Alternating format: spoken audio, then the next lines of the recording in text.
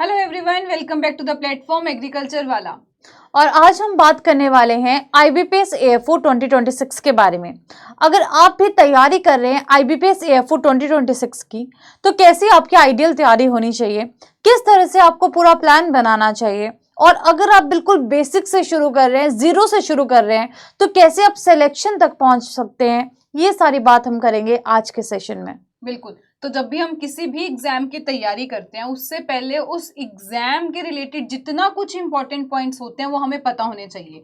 तो आज की इस कंप्लीट हार्डली 10 से 15 मिनट की वीडियो में हम पूरी डिस्कशन करेंगे कि जो आप IBPS AFO, जो हमारी एक एग्रीकल्चर की अच्छी वैकेंसी है, एनुअली आती भी है, बहुत सारे बैंक्स इसमें पार्टिसिपेट भी करते हैं, तो क्या क्या इसमें कंडक्टिंग बॉडी कौन है, कैसे इसका एग्जाम पैटर्न रहेगा, और आप लोग अपनी पूरी एक साल की तैयारी कैसे कर सकते हैं, इसी की हम लोग डिस्कशन करेंगे। बिल्कुल, तो कैसे आप सिलेक्शन तक पहुंच सकते हैं, इस बारे में हम बात करेंगे। इसके अलावा हम ये भी बात करेंगे कि अगर आप बिल्कुल बिगिनर हैं, आपको पता नहीं है आपको कहाँ से शुरू करना है, किस तरह से आगे बढ़ना है, वो सारी डिस्कशन भी आज के सेशन में रहने वाली है। तो चलिए बिल्कुल अब शुरू करते हैं। बिल्कुल। तो सबसे पहले तो जब भी हम किसी एग्जाम की प्रिपरेशन कर रहे हैं, हमें ये पता होना चाहिए कि उसकी कंडक्टिंग बॉडी कौन है, क्योंकि उसका लेवल क्या है, क्या वो पास्ट ईयर के क्वेश्चंस कैसे पूछे जाते हैं। तो अगर हम लोग IBPS AFO की बात करें, एग्रीकल्चर फील्ड ऑफिसर, तो जिसकी कंडक्टिंग बॉडी हमारी institute of banking personal selection यानी कि IBPS जो है वो इसकी कंडक्टिंग बॉडी है। कुछ इसके और पॉइंट्स आगे देखें। बिल्कुल, स्केल 1 की ये जॉब रहती है। और मेजर चीजों की बात करें कि एलिजिबल इसके लिए कौन होता है, तो सबसे पहली चीज कि आप इंडियन होने चाहिए इसके एलिजिबिलिटी के लिए। दूसरी बात कि आपका जो ग्रेजुएशन है, इनमें से जो भी फील्ड सामने दी गई हैं, इनमें से किसी भी फील्ड में अगर आपका ग्रेजुएशन है, फॉर एग्जांपल अगर हम बात करते हैं बैचलर्स डिग्री की, चाहे एग्रीकल्चर है, चाहे हॉर्टिकल्चर, चाहे फॉरेस्ट्री है, चाहे एग्रीकल्चर इंजीनियरिंग है, वेटनरी साइंस है, डेयरी साइंस है, इनमें से जितनी भी डिग्री सामने दी गई हैं, अगर इनमें से किसी भी सब्जेक्ट में आपकी डिग्री है, तो आप इस एग्जाम के लिए बिल्कुल एलिजिबल हैं। हाँ, ये जो डिग्री है, ये जो गवर्नमेंट रिकॉग्नाइज्ड बॉडी है, वहां से डिग्री होनी चाहिए। एज लिमिट की अगर हम बात करें तो इसकी एज लिमिट है 20 से लेकर 30 साल तक। अगर हम बात करते हैं गवर्नमेंट नॉर्म्स की, तो बिल्कुल गवर्नमेंट नॉर्म्स के अकॉर्डिंग भी यहाँ पे आपको जो एज रिलैक्सेशन है वो देखने को मिलता है। आगे बात करते हैं इसका एग्जाम का पैटर्न कैसा रहता है। तो एग्जाम के पैटर्न में बेसिकली 3 फेजेस होते हैं, प्री, मेंस और इंटरव्यू। तो 3 फेजेस आपको क्लियर करने पड़ते हैं। प्री की अगर हम बात करते हैं, प्री सिर्फ क्वालिफाइंग इन नेचर होता है, यानी कि उसका जो स्कोर है वो मेरिट में काउंट नहीं होगा। आपको सिर्फ प्री को पास करना है ताकि आप मेंस तक पहुंच पाएं। मेंस की अगर हम बात करते हैं तो मेंस आपका मेरिट में काउंट होता है, और ये जो आपका मेंस है ये 60 नंबर का आपका पेपर रहता है। इसके अलावा इंटरव्यू की बात करें तो इंटरव्यू आपका 20 नंबर का रहता है। लेकिन लास्ट में अगर हम बात करें तो कुल मिलाकर 100 में से जो टोटल मार्क्स हैं आपको लास्ट में दिए जाते हैं। तो सबसे पहले तो अगर हम प्री की बात करें कि प्री में कौन कौन से सब्जेक्ट्स आते हैं, किस किस टाइप की चीजें देखी जाती हैं, उस बारे में डिस्कशन कर लेते हैं। तो यहाँ पे अगर हम सबसे पहले देखें, ऑब्जेक्टिव टाइप हमारा जो है कंप्लीट प्री का एग्जामिनेशन रहेगा। प्री में आपके पास QRE यानी कि क्वांट्स, रीजनिंग, इंग्लिश, ये 3 आपके सब्जेक्ट्स रहेंगे, इंग्लिश, रीजनिंग एंड क्वांट्स। तो ये आपके तीनों जो सब्जेक्ट्स हैं जिसमें आपको 50 क्वेश्चंस देखने को मिलेंगे। 50 क्वेश्चंस रहेंगे तीनों सब्जेक्ट के, और जो मार्क्स आपके रहेंगे वो इंग्लिश के हाफ हो जाएंगे। ये आपका है एक क्वालिफाइंग सेक्शन जो आपका रहेगा। अब बात आती है हमारे फेज 2 की, देखी जाए जहां पर हमारे पास बहुत सारे, अच्छा ये आपको सारे हमने जो इंपॉर्टेंट टॉपिक्स हैं प्री के, यानी कि क्वांट के कौन कौन से इंपॉर्टेंट टॉपिक्स हैं, जैसे कि इंग्लिश में बात करें तो फिल इन द ब्लैंक्स आता है, RC आनी ही आनी है, रीडिंग कॉम्प्रिहेंशन होगी, पैरा जंबल्स होगी, वोकैब होगी, स्पोर्टिंग एरर। तो ये हमारे कुछ इंपॉर्टेंट हैं टॉपिक्स जिसमें से इंग्लिश के हर साल क्वेश्चंस देखने को मिलते हैं। ऐसे ही हमने आपके साथ रीजनिंग एंड क्वांट्स के भी जो इंपॉर्टेंट टॉपिक्स हैं वो भी शेयर कर दिए कि किस किस में से हमारे क्वेश्चंस फ्रेम होते हैं। अब आते हैं हमारे फेज 2 की तरफ, जहां पे हमारे पास है मेंस की बात करें।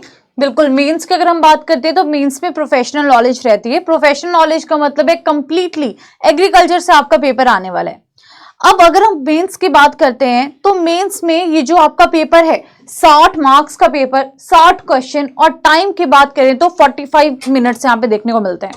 प्री में आपने देखा होगा सेक्शनल का टाइम होता है 40 मिनट ईच, लेकिन यहाँ पे अगर हम मेंस की बात करते हैं एग्रीकल्चर की, तो ओवरऑल 60 क्वेश्चंस के लिए आपको 45 मिनट का समय जो है वो प्रोवाइड किया जाता है।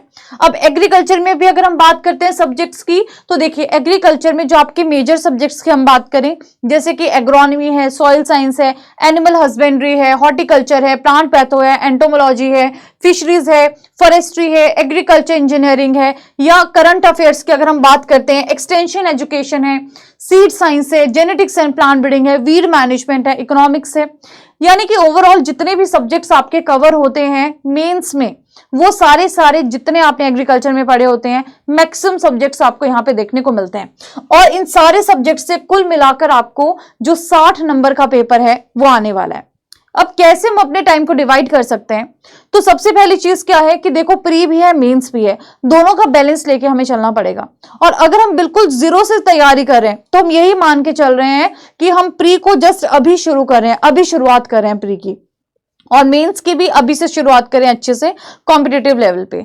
तो हमें पहले तो अपने पूरे साल को कुछ फेजेस में डिवाइड करना पड़ेगा, 3-3 महीने के फेजेस पे डिवाइड करना पड़ेगा, जहां पे हमें प्री को भी टाइम देना है और हमें मेंस को भी टाइम देना है। तो यहाँ पे आप देख सकते हैं कुछ फेजेस हमने डिवाइड किए हैं, जैसे कि फेज 1 है, जहां पे जो मंथ्स है, पहले जो 3 महीने हैं, पहले 3 महीने में आपको क्या करना है, अपने जो बेसिक्स है बेसिक्स के ऊपर काम करना है, प्री के ऊपर काम करना है, चाहे वो क्वांट है, चाहे रीजनिंग है, चाहे इंग्लिश है, उसके बेसिक जितने भी टॉपिक है उनके बेसिक्स को सबसे पहले जानने की कोशिश करिए। वहीं अगर हम एग्रीकल्चर की बात करें तो एग्रीकल्चर में जो कोर सब्जेक्ट्स हैं उनको स्ट्रांग बनाइए, जैसे कि एग्रोनॉमी है, सॉइल साइंस है, हॉर्टिकल्चर है, एनिमल हस्बेंड्री है। सबसे पहले इन सब्जेक्ट्स के ऊपर अपनी जो पकड़ है उसको बिल्कुल मजबूत बनाइए। आगे बात करते हैं। बिल्कुल, आगे जब हम सेकेंड क्वार्टर में आते हैं, यानी कि पहले हमने अपने पहले 3 महीने की बात कर ली, हमें कैसे, अगर हम अभी से तैयारी 1 साल की लेके चल रहे हैं, जब हम सेकेंड क्वार्टर में आएंगे यानी कि हम अपने 4 से 6 महीने की बात करते हैं। अब ये वो टाइम आता है जब आपके लिए प्री जो है वो आप उससे फेमिलियर हो चुके हैं, यानी कि आपने अपने QRE पार्ट्स की थोड़ी वो जो है वो अच्छी तरीके से पढ़ लिया। साथ ही साथ आपने जो एग्रीकल्चर के इंपॉर्टेंट सब्जेक्ट्स थे उस पर भी अपनी होल्ड जो है वो बनानी शुरू कर दी, यानी कि उसके भी जो कॉन्सेप्ट्स वगैरह थे वो पढ़ लिए। अब इसके बाद हमारे पास क्या आता है, जब हम लोग 4 से 6 महीने में आते हैं तो यहाँ पे हमारे जो बाकी कॉन्सेप्ट्स हैं हमें उस पर काम करना है, क्योंकि कई बार क्या होता है ये टॉपिक्स के साथ साथ हमारे पास और भी बहुत सारे सब्जेक्ट्स होते हैं जिसपे हमें फोकस करना होता है, क्योंकि 4 ये मेजर सब्जेक्ट्स हैं जिसमें से मैक्सिमम क्वेश्चंस आते हैं। पर जो थोड़े बहुत हमारे एडवांटेजेस सब्जेक्ट्स होते हैं, जैसे कि बाकी हमारे जितने सब्जेक्ट्स हो गए, हमें इन पे भी फोकस करना है। तो सबसे बड़ी जो बात आती है 4 से 6 महीने is about concept building of agriculture हम इसमें करेंगे। इसमें पैथो हो गया, एंटो हो गया, जेनेटिक्स हो गया, सीड साइंस हो गया, और भी बहुत सारे जो हमारे सब्जेक्ट्स, माइनर सब्जेक्ट जिसे हम लोग कहते हैं, वो हमें यहाँ पर कवर करना है। प्लस अब अगर आपकी प्री की तो तैयारी हो ही गई है तो यहाँ पर आपको जो टेस्ट है वो थोड़े बहुत लगाने हैं, ताकि आप लोग खुद को भी इवेल्युएट कर सको कि भाई हमारी प्री की प्रैक्टिस कितनी हो चुकी है, कितना हमारा अपना जो होल्ड है प्री के सब्जेक्ट्स पर बन चुका है। नेक्स्ट हमारे पास आते हैं थर्ड फेज की बात करें, जिसमें हमने अपने अगले 7 से लेके 9 महीने तक हमने आगे अपना जो टाइम पीरियड देना है वो हमें रखना है इंटेंसिव प्रैक्टिस। बिकॉज कॉन्सेप्ट समझना एक साइड पे सही है, बट उस पर प्रैक्टिस सेट लगाना that's a very very important point, क्योंकि जब तक आप मॉक टेस्ट नहीं लगा रहे हो तो आप लोग अपने आप को इवेल्युएट ही नहीं कर पाओगे। यहाँ पे आपको प्रैक्टिस भी करनी है। जितने आपको लगता है माइनर सब्जेक्ट हमारे यहाँ बच चुके थे इस महीने में पर्टिकुलरली, अपने उसको भी हमें जो है अच्छे तरीके से कवर करना है। प्लस अब यहाँ पे हमें इंटेंसिव का मतलब कि बिल्कुल ऐसा सोचना है कि भाई अभी हम एग्जामिनेशन हॉल में अगर हैं, मुझे प्री भी टैकल करना है, प्री के साथ साथ कैसे मैं अपने अभी से मेंस पे भी अच्छी जो पकड़ है वो बना पाऊँ। तो जो हमारा फेज 3 रहेगा, जो कि हमारा 7 से 9 मंथ तक रहेगा, हमें वहां पर इंटेंसिव प्रैक्टिस पर फोकस करना है। डेली मॉक टेस्ट जो कि आपको खुद सेल्फ इवेल्युएशन के लिए बहुत ज्यादा हेल्पफुल रहेंगे। अब आता है जो हमारा लास्ट चरण, और ये सबसे ज्यादा वो वाला फेज होगा जब आपका एग्जाम नोटिफिकेशन आने वाला होगा, वो आपको डर जो है, फियर जिसको हम लोग कहते हैं कि भाई एंग्जाइटी होने लग गई, अब तो नोटिफिकेशन बिल्कुल रिलीज होने वाला है। तो यहाँ पे हमारे पास आता है, यहाँ पे बेसिकली आपको अपने वीकर एरियाज जितने भी हैं उस पर फोकस करना है कि आपके अपने जो वीक एरियाज थे, प्लस वीक के साथ साथ हमें ये भी देखना है कि कहीं हम लोग गवर्नमेंट स्कीम्स एग्रीकल्चर में जो करंट अफेयर्स हैं वहां ना लैग कर जाएं, तो हमें उस पर भी अपना बिल्कुल अच्छा होल्ड जो है वो रखना है। तो यहाँ पे हमें गवर्नमेंट स्कीम्स होगी, करंट अफेयर्स होगी, इनकी भी करंट के जैसे अगर आप लगाइए, अगर आपका एग्जाम जो है वो दिसंबर में है, तो दिसंबर से 6 महीने पहले की हमारी जितनी भी करंट अफेयर बनती है वो सारी हमारी किसी भी एग्जाम के लिए बहुत इंपॉर्टेंट बनती है। तो वहां से हमारा कोई भी क्वेश्चन जो है करंट अफेयर का बिल्कुल इसमें पूछा जा सकता है। प्लस अब अगर हमारा ये बिल्कुल आखिरी वाला महीना चल रहा है, वो वाला क्वार्टर चल रहा है, तो वहां पे हमारे लिए इंपॉर्टेंट बनते हैं रिवीजन प्लस मॉक ड्रिल बिल्कुल करना है। बिल्कुल एग्जामिनेशन की तरह अपने आप को उस एरिया में रखना है कि भाई मेरा एग्जाम जैसे कल है तो मेरे को ऐसे एनालाइज करना है कि मैं कैसे अपना कितना स्कोर कर पा रहा हूँ, कौन सा मेरा वीक एरिया है उसको एनालाइज कर सके। तो यहाँ तक हमारे पास आती है फुल सिलेबस रिवीजन। मेंस के जो मॉडल क्वेश्चंस हैं जो आपको एक्सपेक्टेड पता तो लग जाते हैं हमें कि हाँ ये वाला क्वेश्चन पूछा गया था, उन पे अच्छे तरीके से अपनी पकड़ बनाना। बिल्कुल। और जैसा कि आपको पता है कि पहले आपका प्री का एग्जाम होता है, उसके बाद में आपका मेंस का एग्जाम होता है। तो पहले क्या होता था, जब प्री का एग्जाम होता था उसके बाद मेंस का एग्जाम होता था, तो उसके रिजल्ट और मेंस के एग्जाम के बीच में बहुत कम टाइम पीरियड आपको मिलता था। लेकिन अब जब आप देख रहे हो कि अब जो दिसंबर तक है वो सब चीजों को सम अप करने की कोशिश कर रहे हैं, तो ये जो आपको टाइम पीरियड है ना, इस टाइम पे थोड़ा सा ज्यादा मिल रहा है प्री के बाद में। तो यहाँ पे ये जो लास्ट का आपका महीने की अगर हम बात करते हैं, लास्ट के 1 महीने की, बहुत सारे स्टूडेंट्स क्या करते हैं, इस महीने में एग्रीकल्चर को बिल्कुल ही छोड़ देते हैं और सिर्फ प्री पे फोकस करते हैं। आपको ऐसा बिल्कुल भी नहीं करना है। चाहे आप मेंस को उस टाइम पे 1 घंटे के लिए पढ़ो, लेकिन मेंस को जरूर पढ़िए, मेंस को बिल्कुल मत छोड़िए। प्री की प्रैक्टिस को थोड़ा सा बढ़ा दीजिए, टाइम पीरियड अपना इंक्रीज कर दीजिए, लेकिन मेंस को बिल्कुल कट ऑफ मत करिए। तो ये चीज बहुत इंपॉर्टेंट है आपके लास्ट मंथ की स्ट्रेटेजी के लिए कि प्री तो पढ़ो, साथ में मेंस भी पढ़ो। मेंस का चाहे टाइम रिड्यूस कर दो, लेकिन प्री का टाइम बढ़ा दो, क्योंकि लास्ट मिनट पे आपको प्रैक्टिस बहुत जरूरी है। प्री को क्लियर करोगे तभी मेंस तक पहुंचोगे। और उसके बाद अच्छी बात क्या है कि जब आपका प्री का एग्जाम हो जाएगा, उसके बाद भी लगभग 1-1.5 महीने का टाइम आपको मिल रहा है मेंस के एग्जामिनेशन के लिए।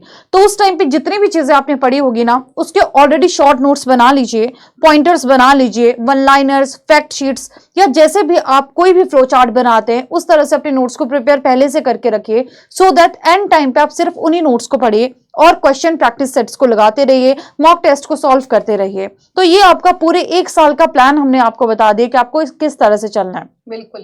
ऑल्दो हमने जो सब्जेक्ट आपको बताए अपने अकॉर्डिंग बताए कि कैसे कैसे आप अपने सब्जेक्ट्स को सिलेक्ट कर सकते हो। अब ये आपके ऊपर डिपेंड करता है कि आप माइनर सब्जेक्ट्स को पहले पढ़ोगे मेजर के साथ में, या किस तरह से अपने टाइम को डिवाइड करना चाहते हो। लेकिन हमारी सलाह ये रहेगी कि अगर आप अपनी प्रिपरेशन कर रहे हैं और बिल्कुल जीरो से आपको सिलेक्शन तक जाना है, तो सबसे पहले अपने कोर सब्जेक्ट्स के ऊपर मेजर जो पकड़ है उसको बना के रखिएगा। बिल्कुल, क्योंकि तब वो टेंशन नहीं होती कि अभी टाइम कम है, तब आपको लगेगा टाइम भी बहुत सारा है और मुझे अपनी जो मेजर सब्जेक्ट्स उन पे कैसे मुझे बढ़िया तरीके से होल्ड रखना है। बिल्कुल। और यहाँ पे हमने एक समरी भी दे दी है कि जो आपके पहले 3 महीने हैं उसमें आपको प्री और जो आपके फाउंडेशन सब्जेक्ट्स हैं उनको पढ़ना है। अगले 3 महीनों में आपको सारे एग्रीकल्चर सब्जेक्ट्स को फुली कवर करना है। तो बेसिकली पहले 6 महीनों में हमने प्री और मेंस को अच्छे से कवर कर लिया। अगले 6 महीनों में जहां पे हमारे वीकर एरियाज है उनको आइडेंटिफाई करके हम और प्रैक्टिस कर रहे हैं और पढ़ रहे हैं और मैक्सिमम रिविजन दे रहे हैं। तो अल्टीमेटली ये पूरा 1 साल का आपका प्लान दे दिया गया है। इसके अलावा अगर आपको हमने बात की थी अभी कि इंटरव्यू भी आता है, तो हमें ऐसा नहीं है कि हमें बिल्कुल ही सब चीजों को साथ में लेके चलना है। हम ऐसा भी कर सकते हैं कि लास्ट मोमेंट पे या लास्ट के जो 3 महीने हैं उनमें साइड बाय साइड हम इंटरव्यू की प्रिपरेशन भी कर सकते हैं। तो इंटरव्यू की प्रिपरेशन के लिए जैसे कि एग्रीकल्चर जो हमारा कोर सब्जेक्ट है वो तो हम पढ़ ही रहे हैं, तो वो तो हमने पढ़ा ही है। तो अगर इंटरव्यू में कहीं से भी क्वेश्चन पूछा जाता है तो वो तो डेफिनेटली हम बता ही पाएंगे, क्योंकि हमने इतने महीने उसकी प्रैक्टिस की है, इतने महीने हमने पढ़ा है। लेकिन इंटरव्यू में जो बाकी चीजें उसके ऊपर भी हमें फोकस करना है। जैसे कि कुछ क्वेश्चंस जो होंगे आपके पर्सनैलिटी बेस्ड क्वेश्चंस होते हैं, जैसे कि अपना इंट्रोडक्शन कैसे देना है, कैसे अपने बारे में बताना है, अपने एरिया के बारे में आपको पता होना चाहिए, कौन कौन सी क्रॉप आप वहां पे ग्रो करते हो, इन चीजों के बारे में पता होना चाहिए। तो ये सारी चीजें आपको बिल्कुल क्लियर होनी चाहिए इंटरव्यू के टाइम पे। और अगर हम बात करते हैं प्री एंड मेंस की स्ट्रेटेजी की, ये सारा हमने आपसे डिस्कस कर लिया है कि पहले तो अपने बेसिक्स को स्ट्रॉन्ग करिए और उसके बाद में मॉक टेस्ट एंड रिविजन्स, यही आपको कंटिन्यूअसली क्या करना है, फॉलो करना है। बिल्कुल। तो इसी तरीके से आपको डेली करंट अफेयर जो भी होगी मैगजीन उस पर्टिकुलर मंथ के लिए आपको 6 मंथ से पहले आपको कंप्लीट पढ़नी है। ये कुछ हमारे एंड से जो इंपॉर्टेंट टॉपिक्स है, जैसे अगर मैं बात करूं सीड साइंस, उसमें से अगर देखा जाए रिपीटेड, अगर हम लोग कुछ सालों की बात करें, कैसे कैसे क्वेश्चन जो थे वो पूछे गए थे, वो टॉपिक्स आपकी एक रेफरेंस के लिए हमने यहाँ मेंशन कर दिए। आप लोग भी पहले खुद इवेल्युएट करिए मेंस का एग्जामिनेशन क्या था, किस टॉपिक में से अगर मैं बात करूं कौन कौन से क्वेश्चंस बहुत फ्रीक्वेंटली आपको देखने को मिले हैं। तो ये वो कुछ जो है टॉपिक्स हमने आइडेंटिफाई किए हैं कि अगर मैं यहाँ पर एग्रोनॉमी की बात करूँ, सॉइल साइंस की, पैथोलॉजी की, एंटोमोलॉजी की, हॉर्टिकल्चर, सीड साइंस, वो कौन कौन से हमारे सब टॉपिक्स हैं जहां से हमारे रिपीट क्वेश्चंस हर साल, क्योंकि एक एग्जाम का कंडक्टिंग बॉडी का एक फिक्स पैटर्न होता है जिसके अराउंड वो आपसे क्वेश्चन पूछेगा। तो ये वो कुछ टॉपिक्स होते हैं जिसके अराउंड आपसे कोई ना कोई जो क्वेश्चंस है वो IBPS AFO में हमें रिपीट कुछ सालों में देखने को मिले हैं। तो ये था हमारा मेंस को लेके। अब जैसे कि मैम ने वैसे ऑलरेडी आपको इंटरव्यू के लिए भी बता दिया, interview is about showing your self, आपको वहां पे अपने बारे में बताना है, अपनी सेल्फ इंट्रोडक्शन होगी, कुछ आपसे जितना एग्रीकल्चर का पढ़ा होगा उससे रिलेटेड पूछ सकते हैं, करंट में जो चल रहा है आपको अपने बारे में और अपने एरिया के बारे में क्या नॉलेज है, इन सब चीजों के बारे में ही आपसे कंप्लीट इंटरव्यू पे जो है वो पूछा जाएगा। तो जब भी हम लोग तैयारी करते हैं हमारे माइंड में सिर्फ एक चीज नहीं होनी चाहिए कि मैं तो सिर्फ प्री की तैयारी कर रहा हूँ, अभी मेंस की कर रहा हूँ। अगर जॉब चाहिए तो जितने उसके चरण होते हैं हमें सबको इक्वल यानी कि रखते हुए चलना पड़ेगा। यानी कि अगर आपके मार्क्स यहाँ पे अच्छे ना बने, केवल यहीं पे ज्यादा हो गए, उसका भी फायदा नहीं होगा, क्योंकि हमें मेरिट लिस्ट का नहीं पता कि कितनी उसकी मेरिट जाने वाली है। तो हमारे एंड से होना चाहिए अगर मैं यहाँ पे तैयारी आज कर रहा हूँ तो मुझे एक इक्वल वेटेज जो है इसके लिए भी देनी पड़ेगी और इसके लिए भी देनी पड़ेगी। हाँ, ये होगा कि अगर मैं इसके नजदीक यानी कि अब मेरा एग्जामिनेशन प्री का बिल्कुल अगले महीने है या 10 दिन में है, तो मैं जो टाइम होगा वो बिल्कुल इसका बहुत ज्यादा बढ़ा दूंगा, इसका भले 1 घंटे कर दूंगा, आधा घंटे कर दूंगा, ये हमें इतनी लायबिलिटी तो रहती है। नेक्स्ट अगर हम बात करें तो एक ये बेसिक से पूरी आज की वीडियो को कंक्लूड करते हैं। IBPS AFO 2026 टारगेट है, तो कुछ पॉइंट्स अपने माइंड में आपको बिल्कुल रखने पड़ेंगे। डेली आवर्स की जो आपकी स्टडी है वो कितनी होनी चाहिए, ये आप लोगों पे भी डिपेंड करता है, आपकी सिटिंग एक्चुअल में कितनी रहनी चाहिए। दूसरा आता है कि जो भी आपको एनालाइज करना है, PYQ लगाने हैं, एनालाइज करना है खुद को, आपके खुद के वीक और स्ट्रॉन्ग सब्जेक्ट्स क्या हैं। और तीसरी बात करें तो इंटरव्यू, आपको अपने आप को कैसे बढ़िया तरीके से वहां प्रेजेंट करना है, उसकी तैयारी भी आपको बिल्कुल आज से ही, वो कहते हैं शुरुआत तो हमेशा हम पहले दिन से ही करते हैं, किस मेंटेलिटी के साथ हम उस एग्जाम के लिए प्रिपेयर कर रहे हैं। बिल्कुल। और अगर आप कॉलेज गोइंग है या आपको लगता है कि आप कहीं पे जॉब कर रहे हैं, तो अगर आपसे 5-6 घंटे भी नहीं आप टाइम निकाल सकते हैं, तो एटलीस्ट मिनिमम दिन के जो 3 घंटे हैं उसको तो जरूर डिवोट करिए। तो बिल्कुल ऐसे और टिप्स के साथ, या आपको लगता है कि आपको कोई भी डाउट है या किसी चीज की क्वेरी है या किसी तरह का कोई गाइडेंस चाहिए, तो आप कमेंट सेक्शन में बता सकते हैं। Thank you so much. Thank you so much.